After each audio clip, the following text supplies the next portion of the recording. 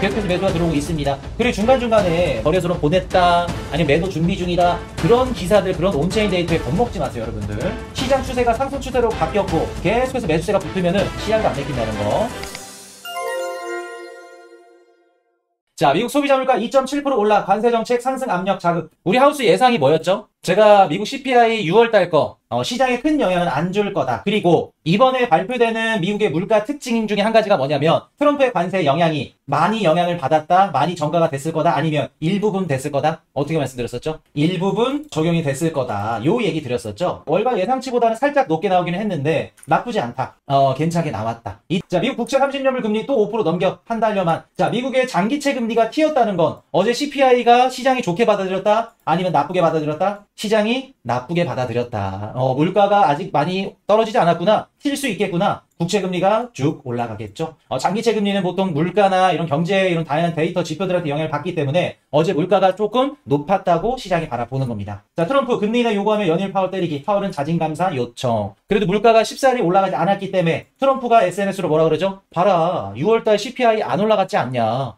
관세 정책 때문에 물가 안 올라갔는데 금리 안 내리니 또 자극하는 겁니다. 계속 공격하는 거예요. 다른 글로벌 국가들한테도 무역 협상을 통해서 이렇게 공격을 하지만 내부적으로도 공격을 한다는 거. 이런 식. 자, 베스트핸드 재무장관 불난데 기름을 붓죠. 파월은 내년 5월달 임기 끝나면 연준 이사직도 물러나야 한다. 이미 제롬 파월 연준의장 다음 연준의장을 누가 할지 지금 자리를 물색하고 있다. 그리고 내년 5월달에 너 끝나니까 가라. 원래 역사적으로 연준 의장들은 연준 의장직을 그만두고 나서 연준 이사회에 소속될 수가 있어요. 그러니까 한 번 더 할 수 있다는 거죠. 근데 지금까지 한 분인가? 한 명인가 두 명 빼고는 다 사임을 했어요. 여러분들이 잘 알고 있는 저번 우리 지난 바이든 정부의 제니 옐런 재무장관 그 누님도 연준 의장이었어요. 트럼프 1기 때. 근데 그 트럼프 1기 때 제니 옐런 누님을 자르고 앉힌 게 파월 연준 의장이에요, 트럼프가. 근데 지금 말을 뒤집어지게 안 됐죠? 그래서 이번에 자르려고 하는 거고, 새로운 연준 의장이 오면은 그 연준 의장이 되겠죠. 그럼 이제 파월 연준 의장은 내년 5월부터 또 투표권을 가질 수 있는 연준 이사회에 하나 소속이 될 수 있는 겁니다. 그래서 제롬 파월 연준 의장이 진짜 트럼프한테 골탕 먹이고 싶고 트럼프가 싫다 그러면 내년 5월 달에 임기 끝나고 연준 이사직으로 또 복귀하는 거예요. 그러면서 트럼프 반대되는 표를 이렇게 행사하는 겁니다. 계속. 이것도 물러나야 된다고 이렇게 얘기를 하는 겁니다. 자, 드디어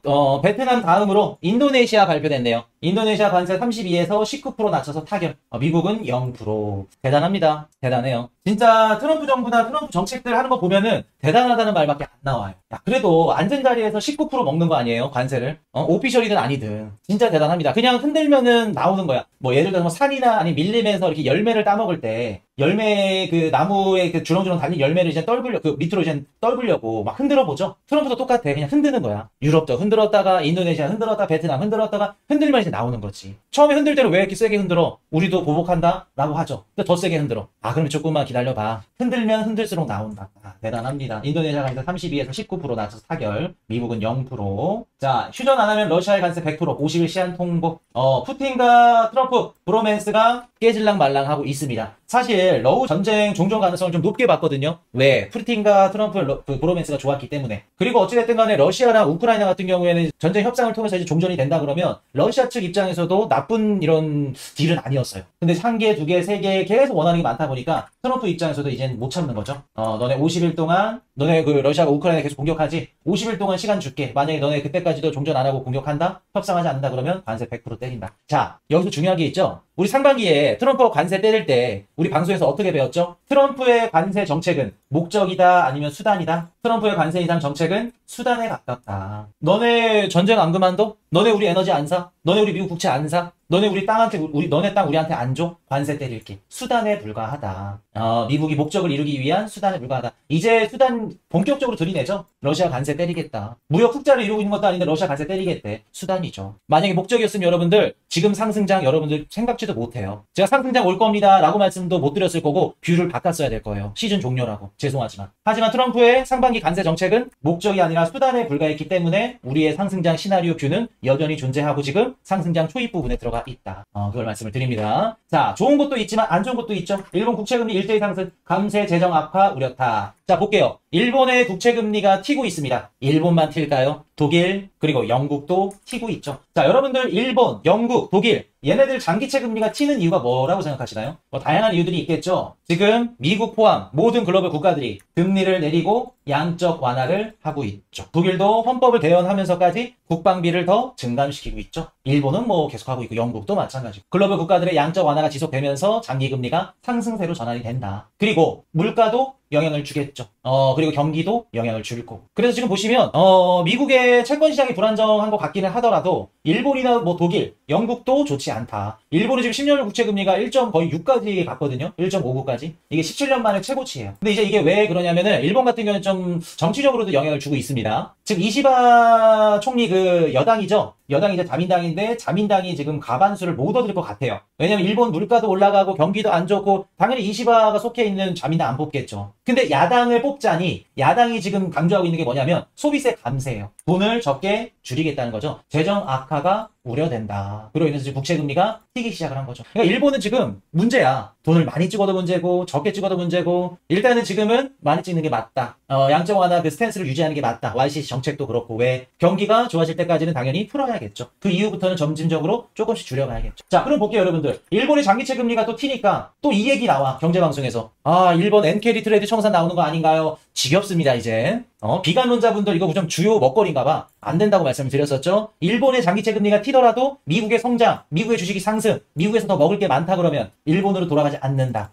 장기채 금리 튀어봤자 얼마 안 된다는 거, 의미 없다는 거, 금리로 보는 거 아닙니다. 그렇기 때문에 영국, 독일도 재정 악화, 우려 속에서 장기 금리가 쭉 상승하고 있다. 그래서 이런 부분들은 우리가 짚고 넘어가야 할 부분이라는 거. 지금 뭐 일본이나 독일이나 영국 얘네들 국채 금리 튀면 미국 시장에도 영향을 줘요. 그러니까 안 좋다는 겁니다. 자, 엔비디아 수출 기대 오른 중국, 젠슨한 중국 AI 세계죠. 미국 증시 다 빠졌지만 엔비디아 혼자 나홀로 4% 올랐죠. 여러분들 4% 오른 거 갖고 애게? 요 정도 갖고 애게라고 생각하시죠? 여러분들 엔비디아 시가총액이 어느 정도예요? 비교를 해드릴게요. 여러분들 비트코인 시가총액의 2배 조금 안 되는 시가총액이 엔비디아예요. 보이시죠? 얘가 4% 올랐다는 거는 비트코인이 한 10% 가까이 올랐다는 거예요. 대략적으로. 뭐 8%, 10%. 변동성 더 심하니까. 그럼 여러분들 비트코인 10% 올랐다고 가정해볼게요. 여러분들이 갖고 있는 알트코인이 몇 프로 올랐을까? 시가총액 낮은 애들은 막 3, 40% 오르겠죠. 최소 20% 스타트지. 그만큼 시장이 다 빠졌어도 올랐다는 건 뒤집어진다. 뭐 때문에 올랐냐? 자, 중국 AI 반도체 칩 수출한다고 합니다. 자, 여러분들 볼게요. 지금 미국과 중국의 무역전쟁, 관세전쟁을 펼치고 있죠. 근데 젠슨왕이 중국을 가기 전에 트럼프 대통령과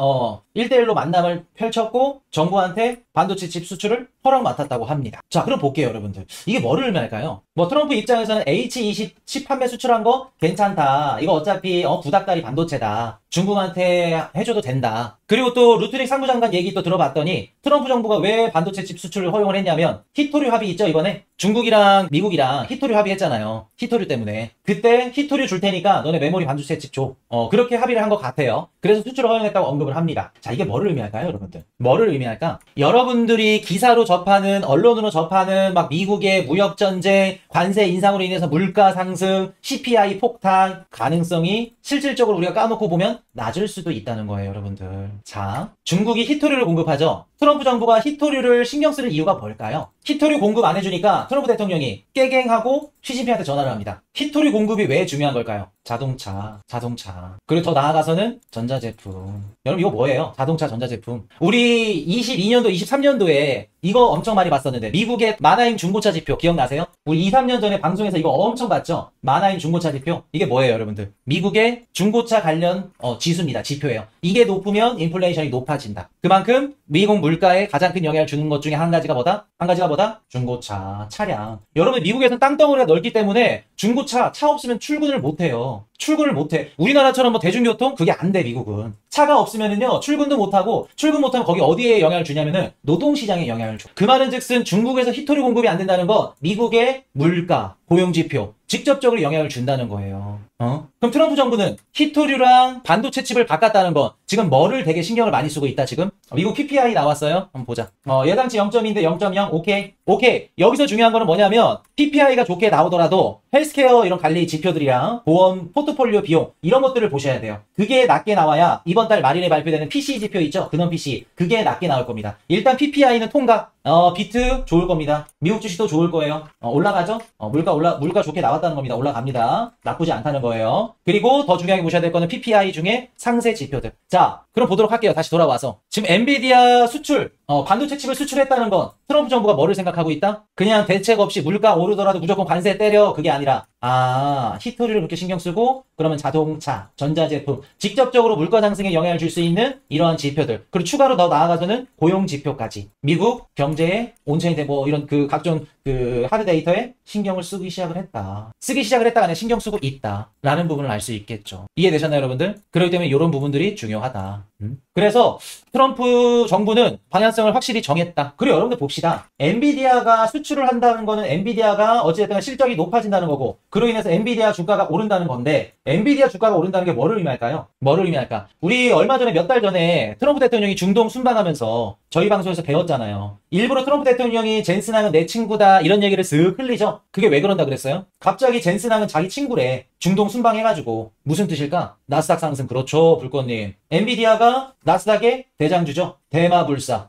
대장주가 올라가면 해당 증시도 지수도 상승을 한다. 트럼프 대통령이 나스닥 띄우고 싶어, S&P 500 띄우고 싶어 그러면 대마를 띄워줘야겠죠. 올려줘야겠죠. 자, 그 말은 즉슨 엔비디아 지금 이렇게 올라간다는 건 트럼프 대통령 나스닥이 됐던 미국 증시를 우상향시켜줄 이런 의지가 있구나 라는 걸 우리가 간접적으로 볼 수 있겠죠. 엔비디아 중국 수출 재개 히토리 수입 협상 카드 이런 식으로 가는 겁니다. 그래서 우리가 신문이나 뭐 언론들 여기서 떠들어대는 거 막 겁을 줘. 쫄 필요 없다는 거예요, 여러분들. 오히려 기회라는 겁니다. 자, 한 가지 더. 트럼프 미국 기업들 펜실베니아에서 920억 달러 AI 투자. 중국 추경 막겠다. 트럼프 시장 개방하지 않는 국가에 막대한 관세 부과할 것.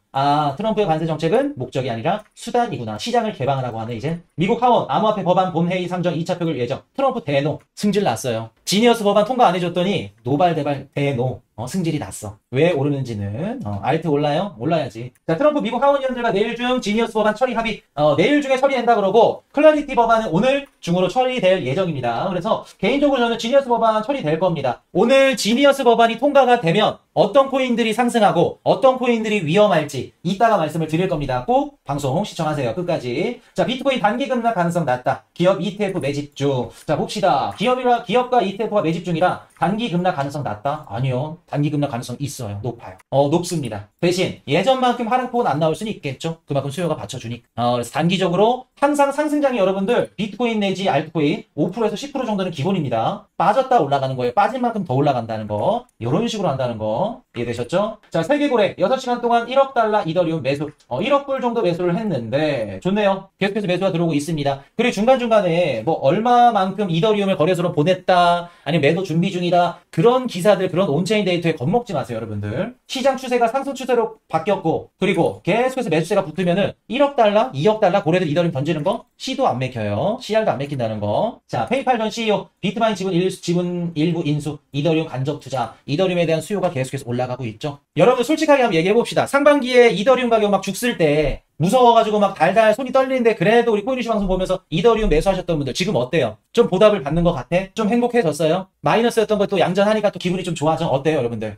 여러분 상반기에 고생했고 핍박받았고 막 무시당했던 분들 한번 글 한번 써보세요, 여러분들. 자, 비트코인 현물 ETF 5,600억 원 순유입 9거래일 연속. 자, 9거래일 연속 계속 들어오고 있다고 합니다. 우리가 잘했다기보다 순서가 왔다. 항상 말씀드렸잖아요. 자산시장 상승 순서는 항상 순서대로 간다고. 자산시장에는 항상 상승 순서가 있다.